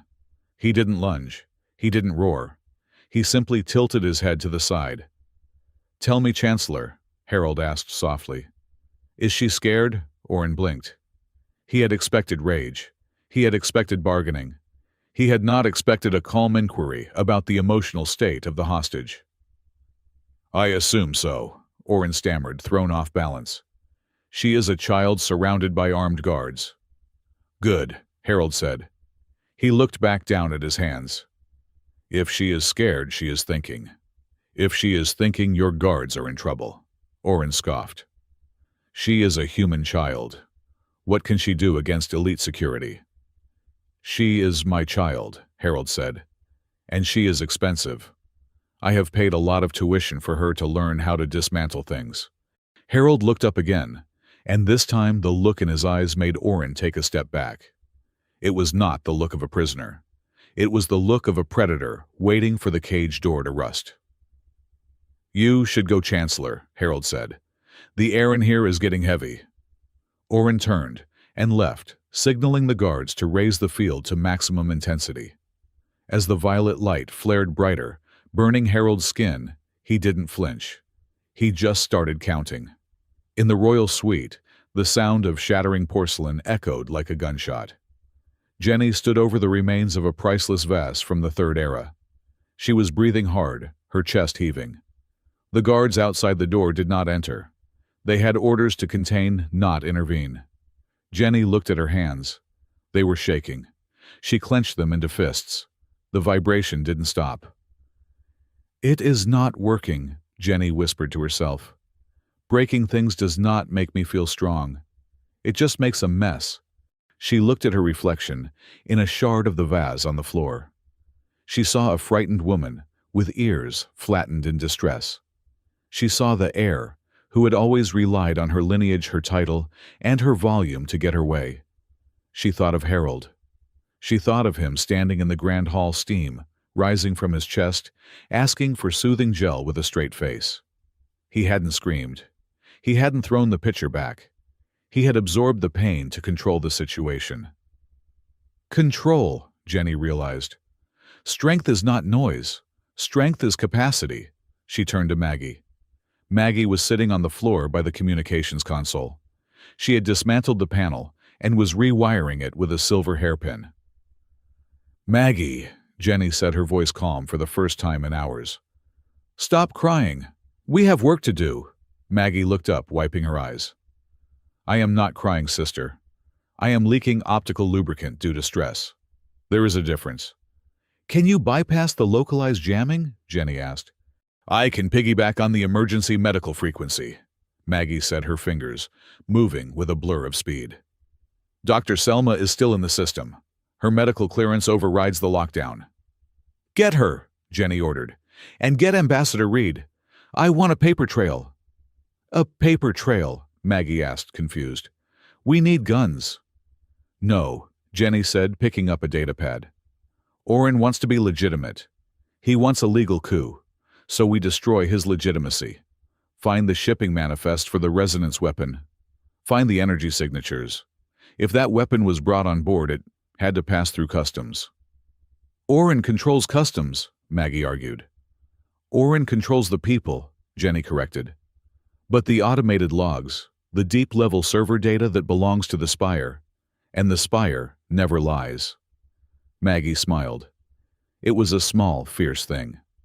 I can find it. I saw the energy signature in the ruins. I know what to look for. Good, Jenny said. She walked to the window, looking out at the city that was slowly turning into a war zone. Harold is holding the line. It is time we returned the favor. In the secure, safe house on the lower levels, the situation was indeed deteriorating, but not for the prisoner. Nina sat at a metal table.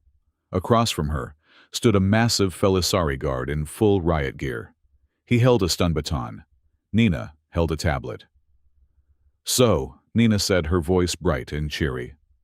According to my physics presentation, which is due next Tuesday, the thermal expansion of the ventilation ducts in this sector is currently at critical mass. She tapped the screen. A holographic projection of the building appeared, flashing angry red warning lights. The guard frowned. I have no orders regarding ventilation. That is because the sensor relays are bypassed, Nina explained, lying with the effortless grace of a teenager trying to extend a curfew. But look at the readings. If the pressure isn't released in 3 minutes, the conduits will rupture. Superheated plasma. Very messy. It melts armor. Like soup. The guard looked nervous. He keyed his comms. Command, this is Unit 4. The prisoner is claiming a structural anomaly. Pip, floating innocently behind Nina, intercepted the frequency. Translation error, Pip chirped loudly. Correction, prisoner states, thermonuclear destabilization imminent.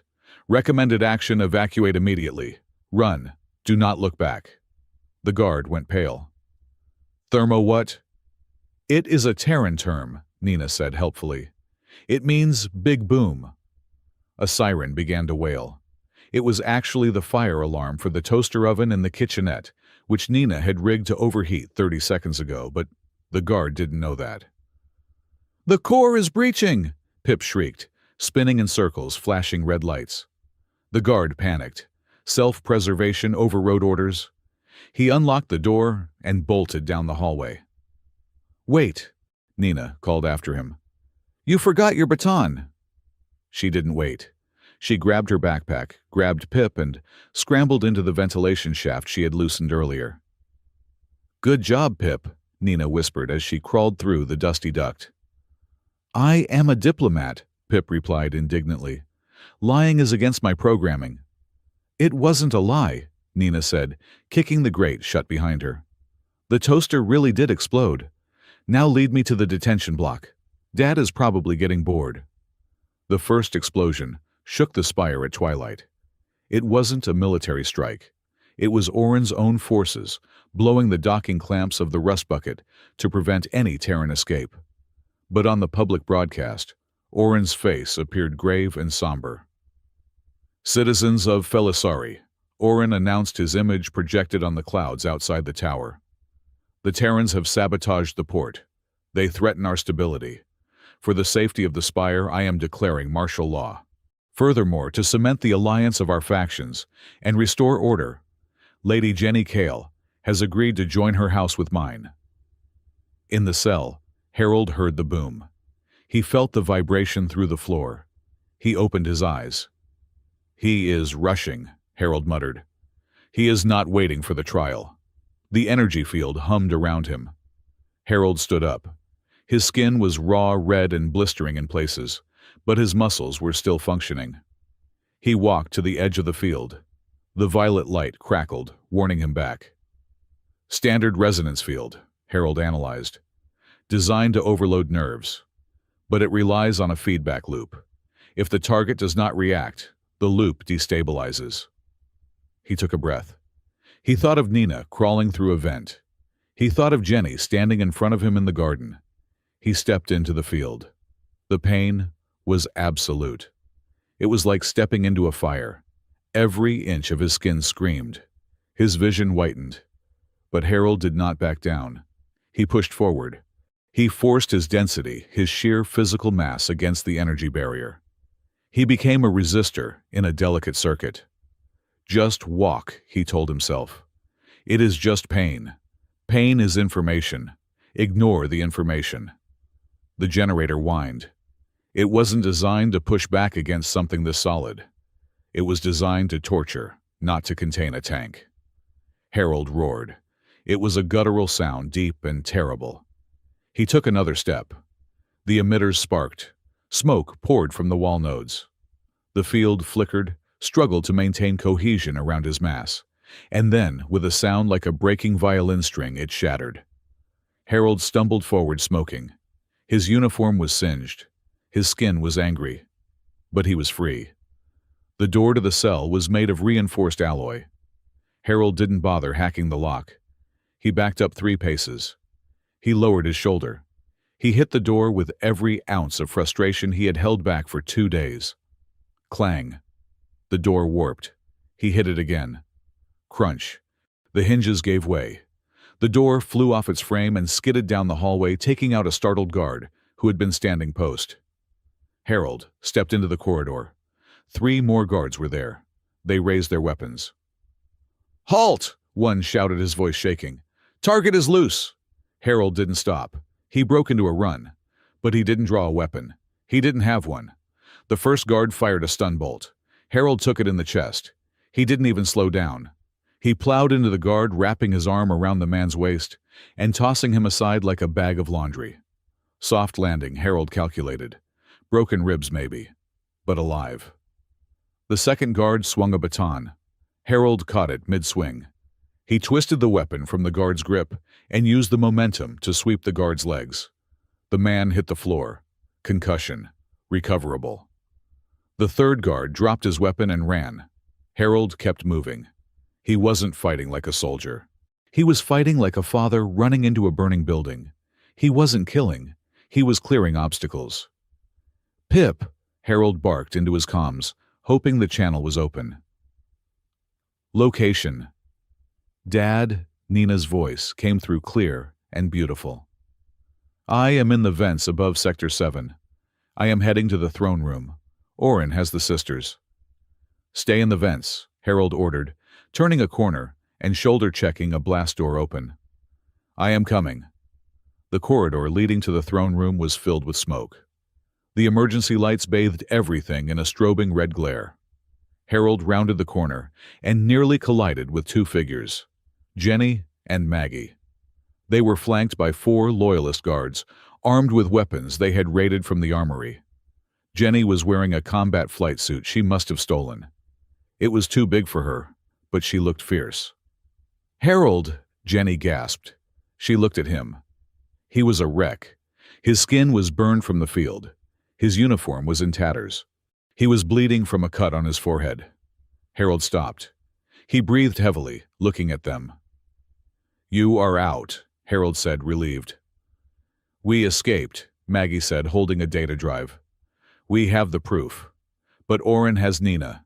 He took her from the vents. He knew she would come for us." Harold's face went cold. The relief vanished. "Where?" Harold asked. "Throne room," Jenny said. She reached out and touched his burned arm. "Harold, you look terrible." "I have had better Tuesdays," Harold rasped. Jenny looked at him. Really looked at him. She saw the burns he had taken to escape. She saw the way he was standing shielding them, even now, even when he could barely stand. "You are..." Jenny shook her head, a tear cutting through the soot on her face. You are a bad habit, Harold. You never know when to stop. Harold managed a cracked smile. You haven't seen Nina's habits yet. She eats cereal without milk. It is unnatural. Move, Jenny commanded her guards. We take the throne room. We get the girl. The throne room was a vast domed chamber at the very top of the spire. The floor was polished obsidian. The walls were transparent, looking out into the infinite starfield. Oren Vale stood by the high seat. In one hand, he held the relic. It was glowing, violently pulsing with an unstable light. In the other hand, he held a pistol pointed at Nina's head. Nina was kneeling on the floor. She looked small. She looked pale. But she wasn't crying. She was looking at the relic, calculating its pulse rate. Harold burst through the doors, followed by the sisters. Stop! Oren screamed. One step closer, and the girl becomes physics. Harold froze. He held up his empty hands. He signaled Jenny to stop. Let her go, Oren, Harold said. His voice was calm, but it carried the weight of a tectonic plate. You want the relic. You have it. I want compliance, Oren shouted.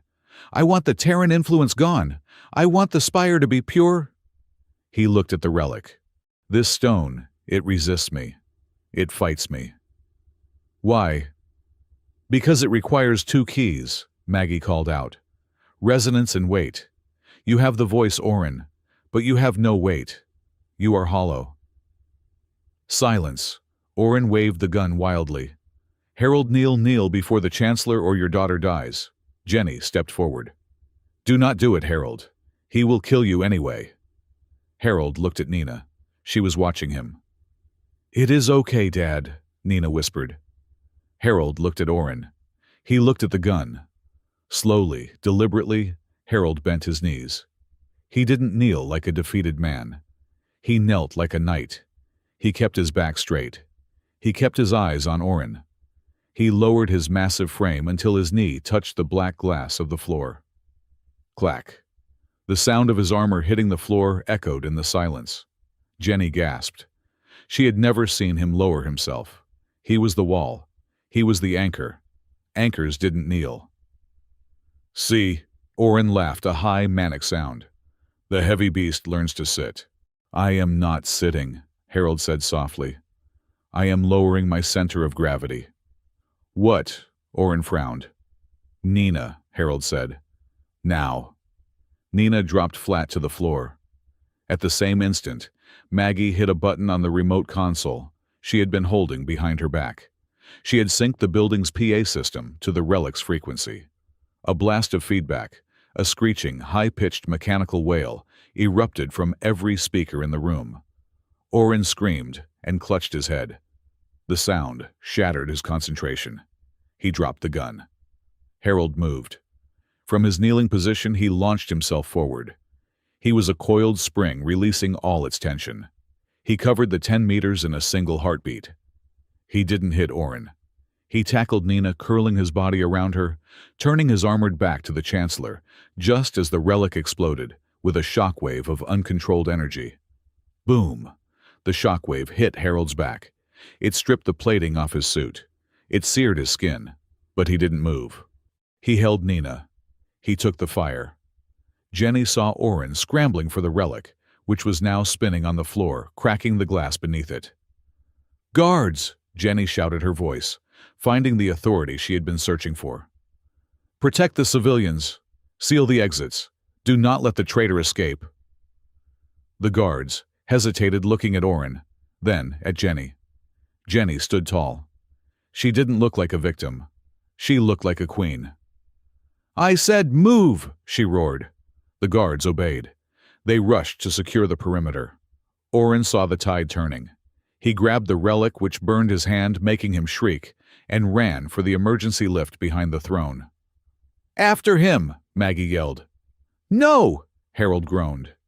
He rolled over, releasing Nina. He was smoking. His armor was gone from the waist up. Let him go. The Foundation look. They looked down. The floor was cracking. The shockwave had destabilized the structural integrity of the throne room.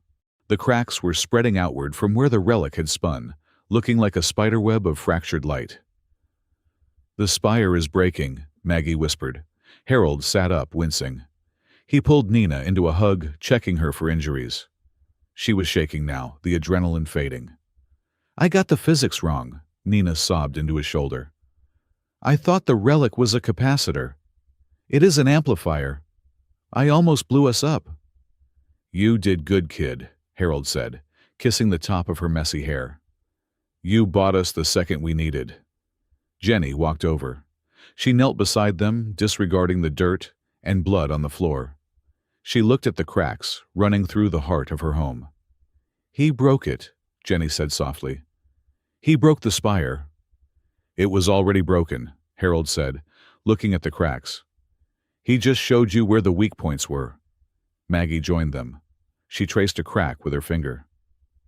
"This fracture pattern," Maggie said, her eyes narrowing. "It is not random. It is spiraling downward. It is pointing somewhere." "Where?" Jenny asked. "Down," Maggie said. "To the dead sectors. To the ruins where you found us." Harold struggled to his feet, pulling Nina up with him. He winced, holding his ribs. "It is a loop," Harold realized. "The relic came from the ruins. It wants to go back to the ruins. And Orin is taking it there." "Why?" Nina asked. "Because that is where the rest of the machine is," Harold said. "The spire is just the antenna. The engine is in the graveyard." Jenny stood up. She looked at Harold, battered and burned. She looked at her sister. She looked at the ruined throne room. "Then we go to the graveyard," Jenny said. "We finish this where it started." "I need a new shirt," Harold muttered, looking at his bare, singed chest. "I will buy you 10, Jenny said, and for the first time she reached out and took his hand. Her grip was firm. "After we save the world." The return to the wreckage of the star freighter felt less like a tactical insertion and more like walking into a grave that had been dug specifically for them. Harold moved through the twisted corridors of the ruins, his boots crunching on layers of crystallized dust. The silence here was different from the silence in the spire. In the spire, silence was a luxury of the elite. Here, silence was the sound of death. He walked, point his plasma cutter held low. Behind him, Jenny and Maggie moved with the silent, predatory grace of their species, though Harold could hear their breathing, rapid, shallow, stressed. Nina was in the center of the formation, flanked by the sisters clutching Pip, as if the small droid were a teddy bear made of chrome. "The readings are spiking," Maggie whispered, checking the scanner she had salvaged from the rust bucket. "The ambient energy here is not just radiation. It is a signal." Harold touched the pouch at his hip. The relic was no longer just warm. It was hot. It pulsed against his leg with a rhythm that matched his own stride. Thump. Thump. "It knows we are here," Harold said, his voice a low rumble in the stale air. "It recognizes the gravity." They reached the central chamber, the hollow where Harold had first pulled the sisters from the debris. The space had changed. The debris had been cleared away, pushed to the perimeter by gravelifters, revealing a massive, ancient mechanism beneath the floor plates. It looked like a heart made of obsidian and circuitry. Standing at the control console of this machine was Chancellor Orin Vale. He looked unraveled. His silver tunic was torn, his hair wild. He was plugging cables into the console with manic intensity. When he saw them enter, he didn't run. He smiled. "Welcome back," Orin said, his voice amplified by the cavern's acoustics. "It is poetic, is it not? We end where we began." "Step away from the console, Orin," Harold ordered, raising his weapon. "It is over. The spire knows what you did." "The spire knows nothing," Orin shouted, his eyes wide and feverish. "The spire is just an antenna, a receiver. This is the engine." He gestured to the obsidian heart beneath his feet. "The ancients did not just build a city in the clouds," Orin explained, his hands shaking, as he made the final connection. "They built a control system for the entire planet, a bio-infrastructure interface. With the relic, I do not just control the lights in the doors. I control the atmosphere. I control the gravity generators. I can turn the air in the capital into vacuum with a single command. I can hold millions of lives hostage. You are insane, Jenny stepped forward, her golden eyes blazing. You would kill your own people to rule them. I would purify them, Orin screamed. And you brought the key right to me. He slammed his hand onto the console. The relic in Harold's pouch let out a shriek of energy. It burned through the fabric, dropping to the floor. It rolled across the metal, drawn by an invisible magnetic tether, until it clicked into a socket at the base of the machine. The room groaned. Light flooded the chamber, violet, harsh, and blinding. "Harold, shoot him!" Jenny yelled. Harold leveled his plasma cutter. He had a clear shot. Orin was standing exposed, laughing at the sky. One pull of the trigger, and the threat would end. It was the soldier's choice. It was the easy choice. Harold's finger tightened on the trigger. "Dad, no." The voice was small, but it cut through the roaring energy like a knife. Harold froze. He felt a small hand grip his wrist. He looked down. Nina was looking up at him, her eyes terrified, but determined. "You won," Nina whispered. "You already won. If you kill him now, you become the monster he thinks you are. You become the thing I am scared of." Harold looked at Orin. He looked at the madness in the Chancellor's eyes. He realized that Orin was not powerful. He was weak. He was a man drowning in his own ambition, trying to drag the world down with him. Harold lowered the weapon. "You are right," Harold said to his daughter. "We do not break things unless we have to." "Fools!" Orin shrieked. "Compassion is a defect." He threw a switch. The resonance wave hit them. It was not like the hum in the garden. This was a tsunami. The machine amplified the frequency 1,000 times over. Jenny and Maggie screamed. It was a sound of pure physical agony as the vibration hit their skeletons. They collapsed instantly, writhing on the floor, their hands clutching their heads.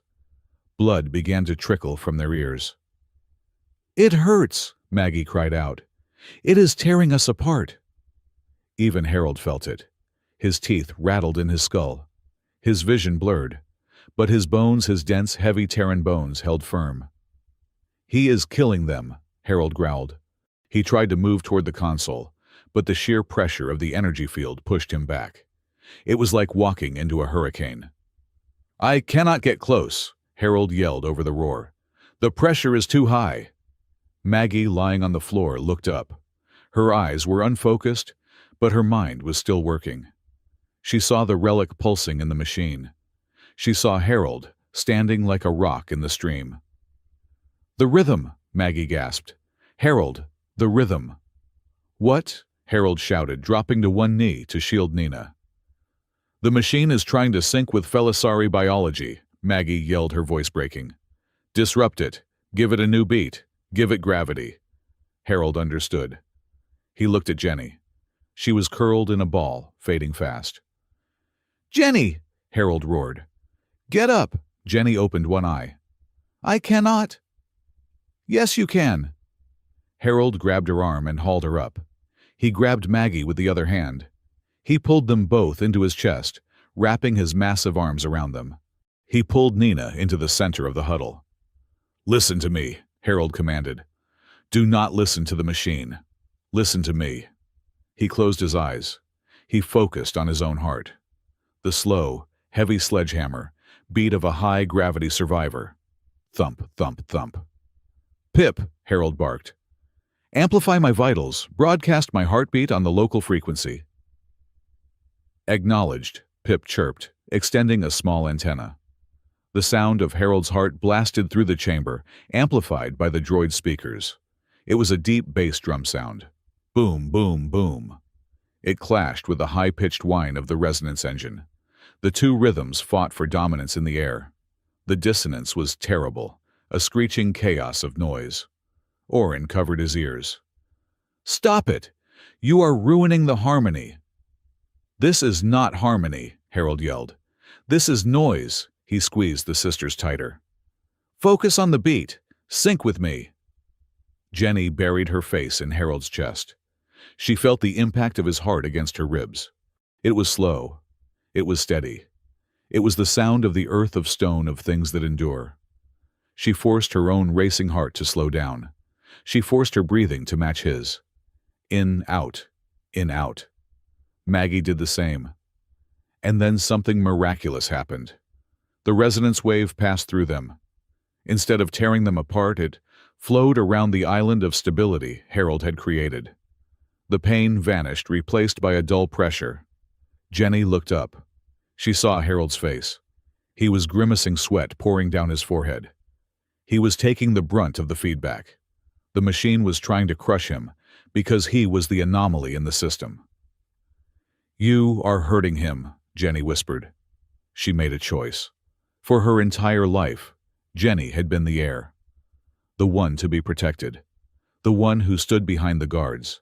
She broke from Harold's grip. "Jenny, no!" Harold shouted. She stepped in front of him. She spread her arms wide, facing the machine. She didn't have armor. She didn't have density. But she had something else. "I am the blood of the spire," Jenny screamed at the machine. "And I deny you." She projected her own resonance, not a purr of comfort, but a roar of command. The machine faltered. It was confused. It had two signals, the heavy gravity of the Terran and the royal command of the Felisari. Orin frantically tried to adjust the controls. "Obey me, I am the Chancellor." "You are nothing." Harold stepped up behind Jenny. He placed his hands on her shoulders. "You are just a man with a remote control." He added his weight to her will. The combination, the heavy anchor, and the sharp sword, hit the machine's logic core. Crack. The obsidian heart fractured. The relic popped out of the socket, smoking. The violet light died, instantly plunging the room back into the dim gray of the emergency lights. Orin fell back, staring at the smoking console. "No, no!" The silence returned. But this time, it was the silence of victory. Harold didn't move to arrest Orin immediately. He walked over to him. Orin scrambled backward like a crab, terrified. "Do it," Orin whimpered. "Throw me into the dark." Harold looked down at him. He reached out a hand. "Stand up, Orin," Harold said quietly. Orin blinked. "What?" "Stand up," Harold repeated. "Look at them." He pointed to the corner where Nina was helping Maggie stand. He pointed to Jenny, who was leaning against a pillar, exhausted, but alive. "You wanted to save the spire," Harold said. "But you never looked at the people living in it. You looked at the architecture. That is why the machine rejected you. It needs a connection. You only had ambition." Orin looked at his hands. They were trembling uncontrollably. He realized with a crushing finality that he hadn't lost because of a lack of firepower. He had lost because he was alone. Harold turned to Jenny. "He is yours." Jenny walked over. She didn't strike Orin. She didn't scream. She simply removed the signet ring from his finger, the symbol of the Chancellor's office. "You are under arrest," Jenny said, her voice cold and clear. "For treason against the living." The return to the Felisari Spire was not a parade. It was a recovery. The city was wounded. Cracks ran through the crystal domes. The air was thin. But the people were alive. The resonance weapon had been deactivated, and the council, freed from Orin's blackmail, was scrambling to restore order. Harold stood on the balcony of the guest wing, looking at the repair crews working on the Great Dome. "You are brooding," a voice said. Dr. Selma walked out, holding 2 mugs of coffee. She handed one to him. "I am thinking," Harold corrected. "About leaving?" Dr. Selma asked. Harold took a sip. It was terrible. Real coffee, not the synthetic nectar the Felisari drank. "The job is done," Harold said. "Orin is in a cell. The spire is safe. Nina needs to get back to school. I have a salvage business to run. If I stay, I complicate things." "You mean you complicate her," Selma said, gesturing toward the royal suites. "She is a queen now in all but title," Harold said. I am a mechanic, a heavy worlder. We do not fit Selma. You saw the council. They look at me like I am a walking industrial accident. Dr. Selma sighed. She leaned against the railing. I am going to give you a medical opinion, Harold. Free of charge. I am scared to ask, Harold muttered. You have spent 10 years being a wall, Selma said. You protect Nina. You protect the ship. You protected those two women. But walls are lonely things, Harold. They stand on the outside. She looked him in the eye. Do not be so kind that you condemn yourself to be alone. That is not nobility. That is just masochism.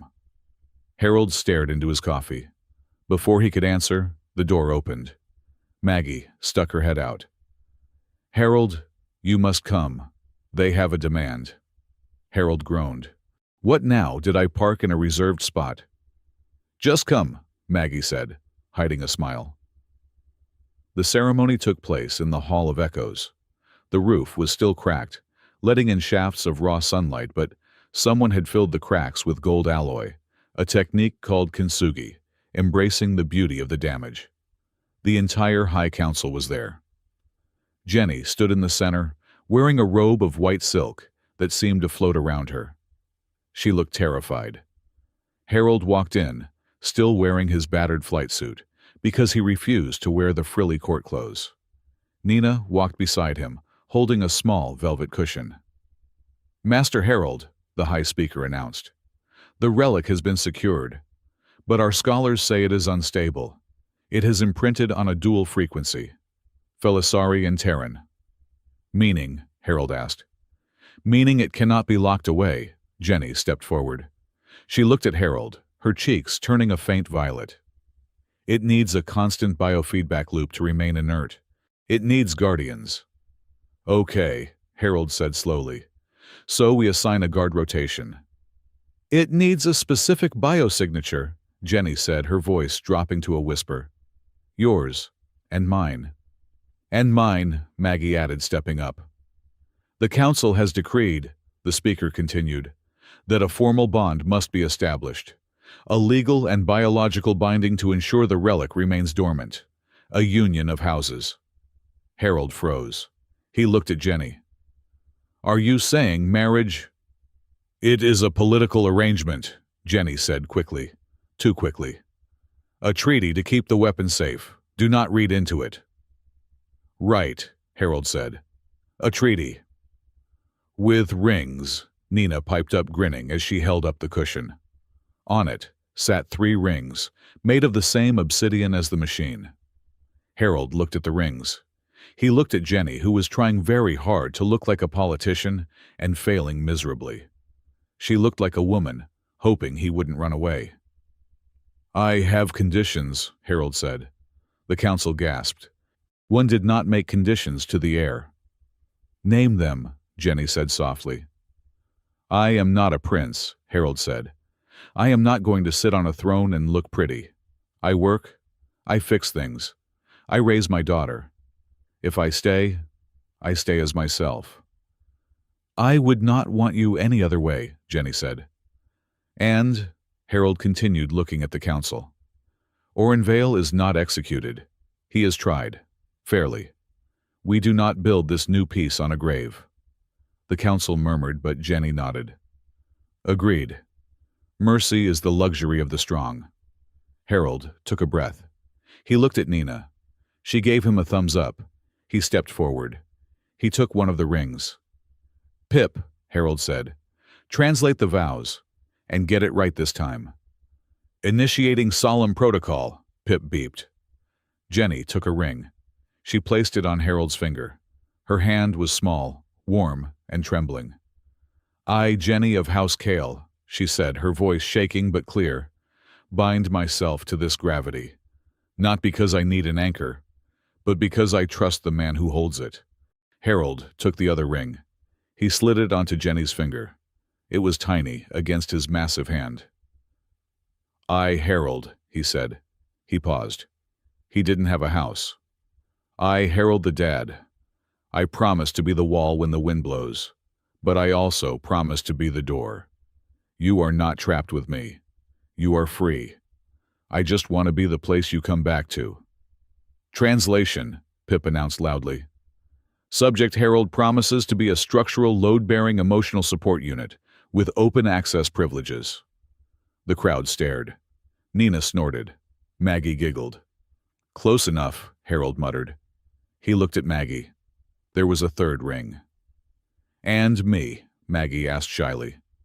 "You are the glue," Harold said, sliding the ring onto her thumb because it was too big for her finger. "Without you, we would have killed each other in the first 5 minutes." "I promise to keep you both from being idiots," Maggie vowed solemnity. The high speaker raised his staff. "Then let it be recorded. The Treaty of the Broken Dome is signed." Jenny didn't wait for the applause. She leaned up on her tiptoes. Harold leaned down. It wasn't a movie kiss. It was awkward. Their noses bumped. Harold's stubble scratched her cheek. But when their lips met the relic which was sitting on a pedestal nearby, glowed with a soft, steady, contented light. Nina threw confetti she had apparently been hiding in her pockets. "Finally, can we get cake now?" That night, the spire was quiet. Harold sat in the private quarters of the royal suite. He was cleaning his plasma cutter, a nervous habit. Nina was asleep on the plush sofa, Pip hovering in low-power mode beside her. The door to the balcony was open. The air was cool, but not cold. Jenny walked in. She was wearing simple sleeping robes. She looked at Harold, then at Nina. "She is a good child," Jenny said. "She is a terror," Harold said fondly. "But she is my terror." Jenny sat down across from him. She looked at the ring on her finger. She twisted it round and round. "Harold," she said. Her voice was serious. "Yeah, there is something I have to tell you," Jenny said. "Before we start this treaty. I cannot build it on a lie." Harold put down the cutter. He wiped his hands on a rag. "Okay." "The crash," Jenny said. She didn't meet his eyes. "In the ruins, when you found us." "The resonance trap," Harold said. "Orin set it." "Orin set the trap," Jenny whispered. "But we triggered it." Harold went very still. "What?" "We knew about you," Jenny said, the words rushing out now. "Maggie found your file in the veteran database. High-density skeletal structure. Resonance-resistant. We knew Orin was moving the relic. We knew we couldn't touch it without dying. We needed a carrier." She looked up, tears in her eyes. "We stole a transponder. We lured you to that sector. We meant to hire you. But Orin's ship attacked us before we could make contact. We crashed. It went wrong. But Harold, we went there looking for you. To use you." She stopped. She waited for the explosion. She waited for him to yell, to throw the ring, to leave. She deserved it. She had treated him like a tool before she even met him. The silence stretched. It was heavy. Harold looked at her. He looked at the woman who had stepped in front of a resonance cannon for him today. He looked at the scar on her wrist where she had broken it, hitting him. He felt a flash of anger, the soldier's anger at being manipulated. But then, he looked at Nina sleeping on the sofa. He remembered the war. He remembered the desperate things he had done to keep his squad alive. He remembered using people, sacrificing assets, making the hard calls because the alternative was death. He saw the same desperation in Jenny's eyes. She hadn't done it for greed. She had done it to save her world from a madman. Harold sighed. It was a long, deep exhale that seemed to empty the anger out of the room. "You picked a hell of a way to conduct a job interview," Harold said. Jenny blinked. "Are you not furious?" "I am annoyed," Harold said. "I am very annoyed. You scratched my paint job. You almost got me killed, and you made me wear a suit." He stood up and walked over to her. He knelt down so he was eye level with her. "But you also saved my daughter," Harold said. "And today, you stood in front of me when you could have run." He took her hand. He stopped her from twisting the ring. "We all have pasts, Jenny. We all have things we did to survive. I have done things I am not proud of. I am not going to judge you for being desperate." Jenny let out a sob. She leaned forward, resting her forehead against his. "I am so sorry," she whispered. "I know," Harold said. "But here is the new rule. Clause 1 of the treaty." "What?" Jenny asked, sniffing. "Next time," Harold said, brushing a tear from her cheek with his rough thumb. "Do not use your life as bait, and do not use me as a tool. Use words, just ask." "I will," Jenny promised. "I will ask." "Good," Harold said. He stood up and pulled her to her feet. "Now are you going to sleep? Because I promised Nina pancakes in the morning, and I need to figure out how to make pancakes in a kitchen that runs on sonic waves." Jenny laughed. It was a wet, shaky sound, but it was real. "I will help you," Jenny said. "Maggie is an excellent cook." "Maggie is asleep in the bathtub," Harold noted. "I think she likes the acoustics." "Then it is just us," Jenny said. She looked at him. The golem, the rock, the husband. "Just us," Harold agreed. He put his arm around her. It was heavy, it was warm, and for the first time in 100 years, the Felisari spire didn't feel fragile. It felt solid. Outside, under the broken but golden-mended dome, the stars shone down. They were cold and distant, but inside the room, gravity was just right.